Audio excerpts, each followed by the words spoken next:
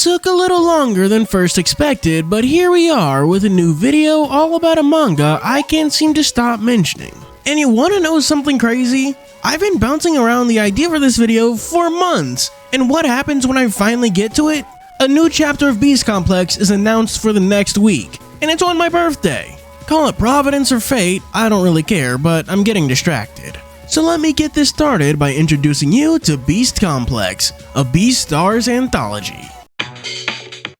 Those of you who watch my videos are probably getting sick of hearing this, but for the new guys, an anthology is a collection of short stories that are tied together through either world, characters, or themes. For example, the Netflix shows The Midnight Gospel and Love, Death, and Robots are anthology series too, just animated ones. I actually really love this about Beast Complex because it means the series can be not just a sequel, but also a prequel to Beastars. This serves not only to flesh out characters we meet briefly in the main story, but elaborate on what happens after the story and bring the world to life in new ways. But all of that is about Beast Complex in relation to Beastars. What makes Beast Complex itself worth reading? To that end, I've set aside a few chapters for us to take a look at in this video. Also, here's your spoiler warning for Beast Complex chapters 3, 9, 11, 17, 18, 21, and 23. Yes, I know that's a lot. Look at the timeline of this video. We're gonna be here for a while. A cool thing about Beast Complex is that all the chapters have the same naming scheme, like Chapter 12, The Wolf and the Rabbit, or Chapter 3, The Camel and the Wolf, which is the first story we're looking at today. Chapter 3 follows a camel journalist, Garum, who writes stories about carnivores attacking herbivores, but he plans to end his career with this final article. He's in the middle of writing this when the wolf Abby sits at his table. His curiosity gets the better of him, and he ends up asking a question he shouldn't have. Have you ever felt an uncontrollable desire to devour an herbivore? Christ, and I thought Lugosi was bad with women. She's about to leave, but to make it up to her, they spend the night together, having dinner and even going to a hotel room where they are ready to get busy. And even more importantly, Abby finally answers Garum's question. I've never had the desire to devour an herbivore before. You are my first. This isn't just a craving for meat, please believe me. Carnivores' appetites don't dictate our behavior. And thus, Abby eats most of the fingers on his left hand, to the point that Garum will never be able to wear a wedding ring. Or at least, that's how the story Garum's telling goes. I think the choice to have the main event of the story be just a tale being relayed to us after the fact adds an interesting layer of ambiguity to what happened. We can tell that Garum did have his hand eaten, even if it's not directly shown to us since he's wearing a glove. And yet, it leans into the dreamlike feel that the story has, making us wonder how much of the story has been embellished in Garum's own mind. It gives you a lot to think about outside of the theming and meaning of the story. And speaking of which, it's worth asking ourselves what Paru Itagaki was trying to say through Garum and Abby's relationship. To that end, we have to really understand and look at Garum's problem. That being writing stories about devoured herbivores without asking for the carnivore's perspective. It's why he asked Abby the question he did. And it's their experiences on the date that explain why he continued being a journalist by the end. It's reinforced by the fact that she ate Garum's ring finger. That's the cherry on top of Garum's romantic feelings for the wolf that Abby seemed to share with him. It's for that reason he thinks of her in the final panels, since despite the fact that she's gone, along with a decent chunk of his left hand, those feelings engendered on that night and the lessons that led to him still being a journalist are still with him. It's a very good story that's quite similar to the main series, Beastars, featuring a romance between an herbivore and a carnivore, but exploring different themes. If Beastars is a coming-of-age tale, exploring how feelings and desires are controlled through the idea of eating meat, then this is a story about understanding where that desire to eat meat comes from and what it means for the carnivore. It makes this story pair very well with the main series, like a shot and chaser. One thing I want to talk about before we move on, simply because I think it's cool, is that Abby says Garum's name sounds tasty. I'm pretty sure this is a reference to a kind of sauce called garum. While it is spelled with a U, it is phonetically identical to his name. As I'm writing this script, I'm beginning to realize how long I spent on just a single chapter. It was actually quite hard to narrow down the ones I wanted to talk about for this video, so thank your lucky stars this video isn't an hour long. Or maybe you do want an hour-long supercut about Beast Complex, in which case, like and subscribe so I know you want it while I get to the next story. Chapter 9, The Crow and the Kangaroo. White, That's the theme of District 0. From the buildings to the animals, everyone is white. These all-white animals call themselves bright, and they have to stay in District 0. Regardless of if they're carnivores or herbivores, they're hunted down for the extremely valuable fur, bones, and meat. That's why everyone in District 0 is white. Well, almost everyone. There's a kangaroo named Orion who has a few spots of brown fur in the shape of the constellation near her crotch. How do others know this? Because they've been making her sleep with them to stay in District 0. She and the albino crow Ebisu meet in a park where Ebisu's throwing mud on himself and then on her, but they meet the next day to simply walk and talk about District 0. They're so busy talking about how horrible District 0 is that they don't even notice when they've gone past the border. And despite the first thing that happens is Ebisu getting attacked, they both choose to leave District 0 forever. The first thing I want to bring up here are the characters, because I find them both fascinating. I love Ebisu for the fact that he's a brash, bold jackass, yet genuinely appears to be the only compassionate person in District 0. Yes, he throws mud on Orion, yes, he insults a guy offhandedly, but he's the only other person who is actually disgusted by District 0's actions. That's why he was covering himself in mud after hearing the deal they had with Orion, and why he threw it on her. He didn't want to be like all the other all-white animals in District 0. He's the only person in all of District 0 who doesn't want to take advantage of her. He explicitly says he doesn't want to see Orion's spots until she wants him to. The fact that he's the only one lashing out and speaking truth to power makes him so endearing. And then there's Orion's strength of character, having resigned herself to do whatever it takes to supposedly stay safe in District 0. Yet, when Ebisu gets attacked, she's the one to save him. She's controlled by the fear of leaving District 0, but in one swift moment, she moves past it. It ties into the story's theme of living with bravery. Those all-white animals are hunted for their meat, fur, and bones, which is why they all stay in District 0, but is staying in a place so horrible really better? Is it any safer? It's not like they don't have to fear the outside because they live there. In fact, living there is proof that they do fear the outside. This fear is an inherently limiting thing, which is why they mention that District 0 is so bright you can't see the stars. The idea that because you live in District 0, full of fear, you'll automatically be missing out on those key parts of life. It's a wonderful story that I can't get enough of. The next story we're covering is number 11, The Chipmunk and the Mountain Hare. And yes, you have to say it like that.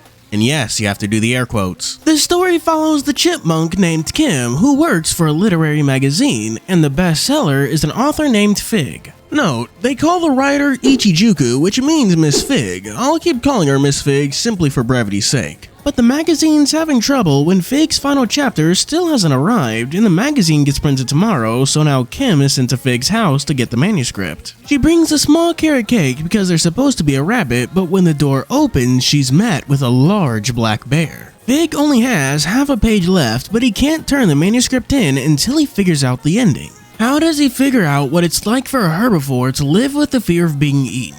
As he looms over Kim, he finally gets it. And thus, Kim heads back with the completed manuscript, pondering what just happened. This chapter is one I really love for the way it plays with your expectations. The twists are kind of obvious to see coming just from the way they talk about Fig, and not for a second did I think that Kim was actually going to get eaten. But just like how knowing spoilers won't ruin a well-written story, it's seeing these events play out in the reactions of characters you empathize with that keep your attention. To begin with, the protagonist Kim is immediately empathetic due to being forced into a tough situation due to her job. And this empathy is only reinforced by her focus on manners, being nice, buying a gift, and announcing herself as she walks in. And on the other hand, Fig is not made to be empathetic immediately, rather they are presented as weird and off-putting. Their mannerisms, clothing, or well, lack thereof, and the focus on his drooling fangs paint him as brutish. Hell, take note of how until the reveal at the end of the chapter, Fig's face is always covered in shadow, adding to the sense of danger and mystique. Even the room is bathed in darkness, but immediately after he gets those final lines, things become blindingly bright. This throws off our initial perception, showing and making Fig empathetic by having him revealed to be a good person. It's actually very similar to Lugosi in the first chapter of Beastars when he's delivering Tim's letter. No, Fig and Lugosi aren't bad people, they're just kind of, okay, well, very weird. Oh boy, all that talk and I've yet to even touch the meanings and metaphors of the chapter. The obvious idea for this chapter is not to judge people based on their appearances or what you've heard about them. We're told Fig is a rabbit, and instead we're met with a black bear. We think Fig is monstrous, but in reality, he's just a nice guy. But the much meatier part is what the story says about how we can understand one another. To Fig, it's a matter of changing mindset, letting go, and really understanding what it's like to be in someone else's shoes. Yet, placing yourself in one's shoes has limits, and there is a need to actually go out and talk to others to understand them. Though I suppose looming over them works too. One thing you may have noticed if you've been paying attention to the video is that a place from Beastars makes frequent appearances in Beast Complex, that being the hidden condos, or the Beast Apartments as it's called in the official translation. Ebisu and Orion moved there, and Fig already lives there, but what makes this next chapter we're looking at special is that it isn't just about a resident from the hidden condo, but the main boy, Lugosi, and his friend Sagwan. Fittingly enough, the next chapter is called The Wolf and the Seal. As Lugosi and Sagwan are walking home, an octopus asks for help looking for her daughter who was kidnapped by land dwellers. The good news, they find her at a food stand. The bad news, she's not being served, she's being served. But neither that or Lugosi stops Sagwan from buying the food and eating it all up, and yet the mother isn't mad. She even invites them both to the funeral. Lugosi gets pulled into the ocean and appears to reach an epiphany about the cycle of life. Out in the ocean, it comes and goes. The death of another being is like losing a part of the sea, yet it's still transient in nature. Lugosi leaves the funeral having learned a bit more about ocean culture and apologizes to Sagwan for getting mad at him for eating the tentacles, and they splash in a puddle together as the chapter ends. This chapter is great for the way it elaborates on one thing that's not super touched upon in Beastars, namely ocean life. A driving theme for Paru Itagaki's work is the divide between carnivores and herbivores and the struggle against the desire to eat meat. So being introduced to a place that has a completely different ideal lets us use that new society as a foil to the society we're familiar with. It's differences that is the driving point to the chapter, Lugosi doing more than just learning of the other ways people live but actually living them for himself, if only briefly. It's not dissimilar to the last chapter with Fig, where experiencing something is a necessary part of life. It's why Lugosi joins Sagwan in the puddle. He's trying to understand the seal's fascination with these fleeting and transient bodies of water. I'm actually really glad Lugosi was the centerpiece of this chapter because I think it wasn't done simply for the sake of getting the main boy to appear again. A big part of Lugosi's struggle is that of trying to overcome his desire to eat meat and controlling it. So I think having him learn to experience and accept the opposite is an interesting idea. I kind of wish we got to see more of this in Beastars, of Lugosi becoming more worldly and learning of other people's ideologies. Now, onto the bigger things to discuss. Why is Sagwan so caked up? The next chapter I want to cover is the one immediately after. Chapter 18, The Lion and the Rabbit. This story is about a couple, or was about a couple. You see, a male lion was dating a female rabbit, but when he went for a kiss, he nearly ended up eating her. If you recognize this story, that's because it's something we hear about in the main series, the couple like Lugosi and Haru that didn't work out. But chapter 18 takes place way after that, when the rabbit has come back to college and the lion Iadu wants to apologize. He expects Akko to be mad, but she seems happy to see him, or is she? Akko has always been superficial, they both were, which is why Iadu takes her back to his place where they can talk in private. But Akko doesn't want his pity, she's always gunned for fame and fortune, all the scars did was change how she planned to do that. But Iadu doesn't want to give her pity, he wants to try again, even though Akko has terms and conditions for how she wants things to go. And the whole thing ends with a smile. I'm not one for romance, I'm a romantic myself, but I do think this is one of, if not my favorite story in all of Beast Complex. Akko is one of my favorite characters for the way she revels in superficiality, having already planned out her super successful life. She's not ashamed of it either, nor does she even exactly stop having this rigorous, meticulous life plan by the end. And Iadu is guilty of superficiality as well. But that's not the Iadu we see, the one in the story is one who's already completed his arc and learned to be genuine, which is why he chases after Akko. That's what gives this story a happy ending, because unlike the last one, this second relationship between Akko and Iadu is built on a genuine desire to be together. The story is also fun for the way it plays with expectations, a lot like the story with Kim and Fig. The initial perception we have of Akko from Iadu is that she's actually quite callous and mean. Yet, we're thrown off when she hugs Iadu, diffuses the tension at the club, and even walks with him, only to find that Iadu was actually right. She is callous and cold, or is she? You may have noticed that I'm talking a lot about Akko despite Iadu being the protagonist, but that's because the story is really an examination of her character. The story presents the idea that the happy self she shows publicly is a facade, and the cold self beneath that is also fake. The real Akko refuses to pity herself or accept it from others, putting up those strong fronts to protect herself. Yet Iadu goes through those layers one by one to see the genuine article beneath, and that's why they can form a real relationship this time. Iadu has already completed his arc and learned to be a genuine person, and it's his desire to form a real relationship with Akko that pushes her down her arc, which gets her to be genuine. This chapter is all about being honest with yourself and your partner, which leads me into the next one quite well. It's chapter 21, The Zebra and the White Tiger. Mika is a zebra who has a habit of doing online dating. Recently, she's matched with a zebra named Atari. No, not the game company.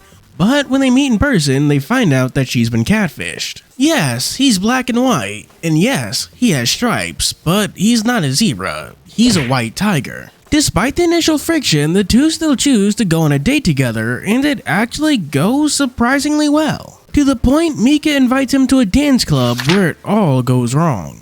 Zebras have stripes to blend into the crowd, making the individual harder to spot for protection from predators. Tigers have stripes to blend into the scenery, making the individual harder to spot as they hunt their prey. It doesn't go as far as predation, not even drawing blood, but Atari cuts it off.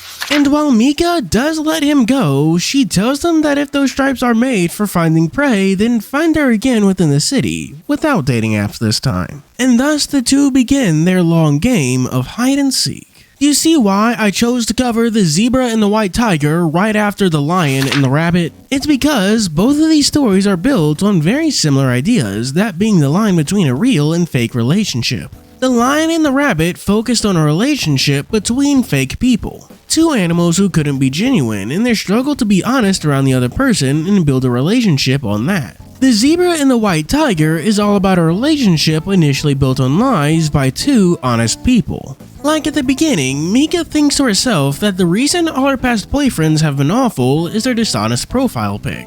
And Atari may have slightly completely catfished somebody. You know, in a world full of animals, is like the term catfishing a slur? You know what? Doesn't matter. Back to the point. But despite this, as they spend time together, there is this genuine and easily earned joy shared between them.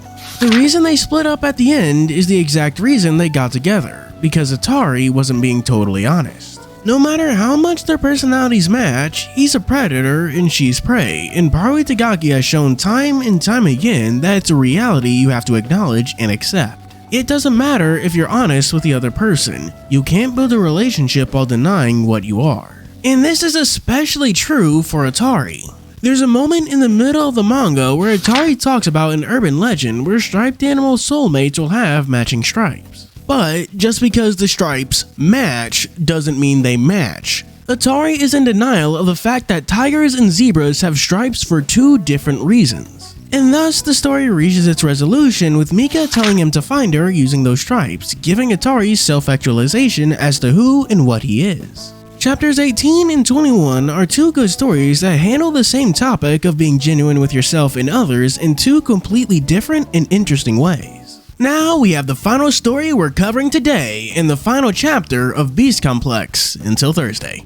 The Wolf and the Dog. Adamo is a 61-year-old German Shepherd who has a habit of following people around, watching them without them knowing. Some refer to this as stalking, and well, yeah, they're right, but it's more than that to Adamo. It's a way to understand someone so completely and utterly that he just can't help but follow his nose, and this all comes to a head when he smells the gray wolf, Fasa. She lives alone, is kind, hardworking, and is slowly eating a goat bit by bit. Jeez, when they said she was a man-eater, I thought that was a joke. Note that the latter chapters of Beast Complex haven't been officially translated, and that was just one of the jokes the scanlators left at the end of the chapter. If y'all made it this far in the video, you should know that I'm not that funny. But Fasa hadn't made a mistake. She knew he's been following her, she knew she left her curtains open. And yet, she doesn't hold the stalking against him. They're both slaves to their nature after all. But before Adamo can even ask what she means, the cops arrive. Adamo's about to confess to being a stalker when she covers for him, and yet again, before he can even get another word in, she tells him not to think about it too hard.